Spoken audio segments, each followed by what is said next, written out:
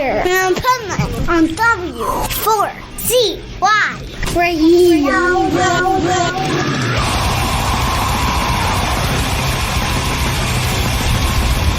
This is Pipeman here on the Adventures of Pipeman W4CY Radio, and I'm very excited about our next guest, and I'm really excited about what she's doing with her music right now. So let's welcome to the show, Tracy Bonham. How are you? Good. How you doing? I'm doing great. Great. So I really love the idea of refreshing your debut album. It's so funny too, because I was just doing coverage at a festival over in Europe, and I was talking to a band about this, not yours specifically, but in general, of like when you become a more evolved artist and later on that maybe the stuff you wrote when you were younger doesn't apply the same way. So it's kind of cool that you're taking something and bringing it to the here and now. This is exactly what I needed to hear, because, you know, there are some days when I think, why would I want to go back? You know, it's sometimes I worry I'm not, you know, I don't put out original music right now, but it's, I agree with you. It's pretty cool. And the freshing up is really fun and it's full circle. So I'm really enjoying it. Yeah. So tell me a little bit about, first, let's start with, when did you come up with the idea to do this, and what was your purpose? Okay. Lately, I've been working with strings a lot, arranging for string quartet. My last album that came out in 2025 had strings all over the place. And, you know, it was just a discussion I had with someone that it would be really cool to make string arrangements of the Burdens of Being Upright songs.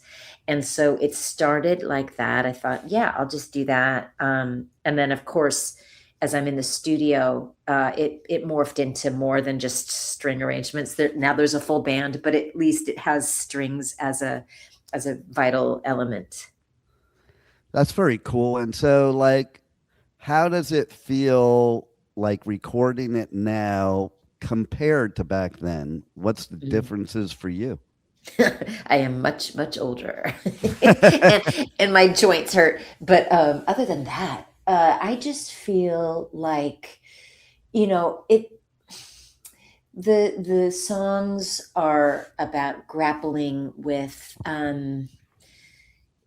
you know, who am I in this world and who am I to other people, relationships.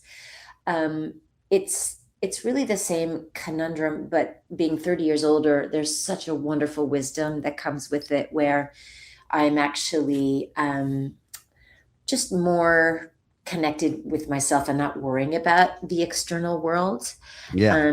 You know, like when we're younger, it's, you know, I don't know about you, but I was constantly worried about what other people thought of me, and you know, getting into the minds of other people, it's just a waste of time. So it's really wonderful just to make art because it feels good, and I feel more like I'm myself than ever, and I'm evolved, which is a wonderful thing to be, despite my body being in pain.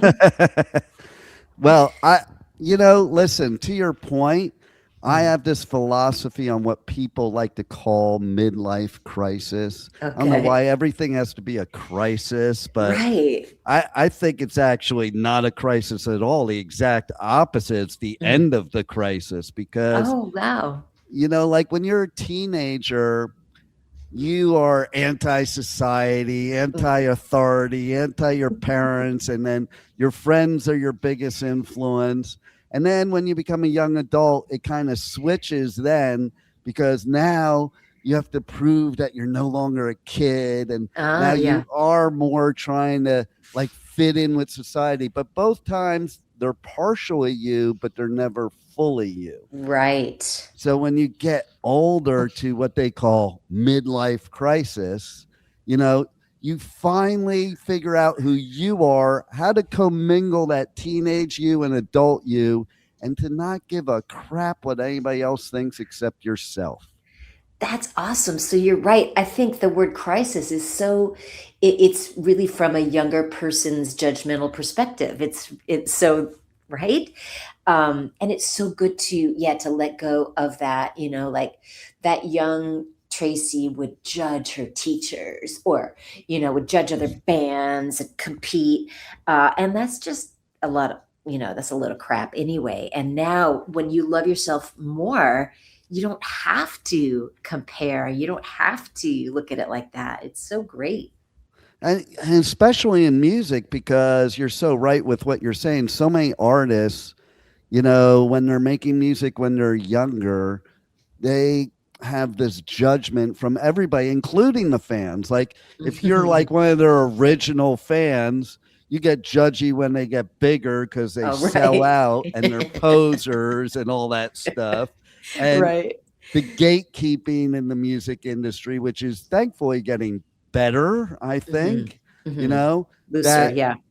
yeah, so that like an artist can just be themselves. Like there's so Ah, many artists that want like play different things, mm. evolve, experiment, try different things. And it's like, no, you can't do that. Oh, But God. but you should be able to do that because you're the artist, okay? It should be Mm. just fun and creativity. It shouldn't be, Right. oh, I have to make this song for Yes. these people. Yes. I mean, it's really the ironic thing is it's all about expression, right? But it's true. You feel so guarded and worried about right what the record label thinks or your past fans. It's so inhibiting until boom, the lid comes off, and that's where I'm at right now. It's so great. It's so fun. It makes the industry a lot more fun nowadays, right? Correct. Because then Correct. It you really could just does. be you, Yeah. and you could just have fun. And like, so to me, it must have been totally more fun to record this now than Mm-hmm. back then. Yeah, it definitely also helps that these songs are tried and true and that people like them. So I don't have to wonder, if on the first listen, if anyone um, responds to it or not. So there's a little bit of, I can relax in that. But it's really fun to give it new perspective, new sound, new life. Some sound really different. And there's a couple songs that I think are the best they've ever been. See, and I love that last part there because there's also artists that like they will redo a song because they thought that hmm, their voice was terrible back then because they were just beginning. And so Yeah. now that they have a better voice, it's funny because I use this a lot. James Hetfield of Metallica, their one of their songs plays at the hockey at the hockey games for Mm-hmm. the Sharks. And then he's like, I don't know why they play my original version. I know how to sing now. I didn't know how to sing then. Okay, hilarious. Right. So Yeah. I think it's something like you're not getting rid of the old version. You're just enhancing and making better, just like you would update your computer. Right. I mean, but there is a certain nostalgia. Like, you never Right. want to diss anyone for loving the original because I know it's a time and a place. I have albums like that too, where I can remember exactly where I was or the car I was driving when I had it blasting. So there's something to be said that's like your own experience, and Yeah. that is a beautiful, beautiful thing. Totally. And that's Yeah. why I say also you keep the original, you're just enhancing it. It's not hmm like you're making something different out of it. So you still have the Correct. nostalgia, but then Mhm. you have more to add to it. Yeah. Yeah. And I think really when I ask myself, which is daily now, why am I doing this again?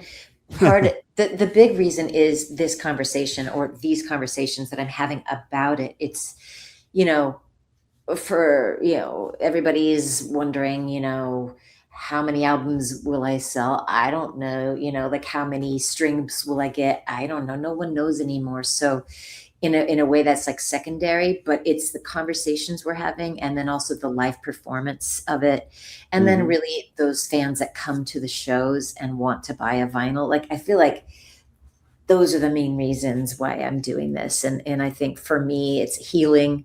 It's completely, coming around and addressing some things that I've been grappling with 30 years, ever since, the scream of Mother that was heard around the world. I've been grappling with that forever. So the conversation about it now is really like the most interesting part for me. I love that. And yeah, you are hitting the road. So how does that feel? Hitting the road, celebrating the 30th anniversary. That it kind of blows my mind how quick life goes. Yeah, truly. I know you look back and you think, oh my God, that was just yesterday. But I love performing, and I'm very excited to be out on the road. And I've got, I'm really lucky to know these amazing players in many of the towns I've gone to, or many of the regions. And so I like play with local players, local string players, things like that. And it just makes everything so interesting. That is pretty cool, right? So, and then you give that like local flavor wherever you're playing. Yeah, it's true. So is there anything else that you want to tell the listeners about in regards to this, or anything else going on for you? Well, sure. So I'm actually in the mastering studio right now as we speak. Nice. And so the album's being mastered today. It's coming out on American Laundromat Records, which is a great indie label. And that's going to be released in November. So it's within the 30th year, which I'm very happy about. And then, just from then, it's just shows and more shows into the new year. And all the shows can be maybe, some of them are different. Like in Seattle, I'll be playing with just a string quartet, but then in Eugene, I'll be playing with rock band and string quartet. In Boston, rock band, so I think it feels a little schizophrenic at times, but it's still got the same fire and consistency, and the songs really stand up. And see, I like that anyway, because it's kind of like, if you go to a lot of shows in a year and it's the same one over and over, it gets boring. But when you do it the way you're doing, it's kind of like the Grateful Dead. That's why people followed them around, because you never knew what you were going to get. Right. Every show is so unique. So yeah, maybe I'll start to have like Bonham heads following me around. That would be cool.